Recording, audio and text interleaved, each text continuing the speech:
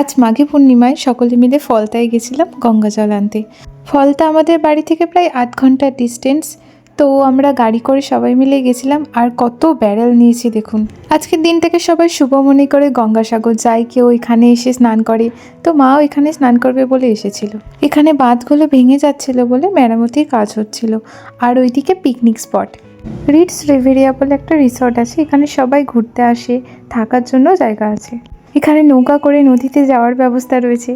আজকে প্রচুর জাহাজ দেখেছি, কত বড় বড় জাহাজ, আর তার জন্য ঢেউগুলো প্রচুর আসছিল।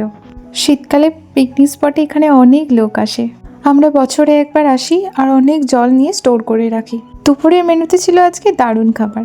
এখানে স্যালাড করেছিলাম আর শিম আলু ভাতে, এখানে পালং শাকের চচ্চড়ি, ইলিশ মাছের তেল আর ইলিশ মাছ সব থেকে ফেভারিট, মাছের ঝালদা আর আমলকি সেদ্ধ।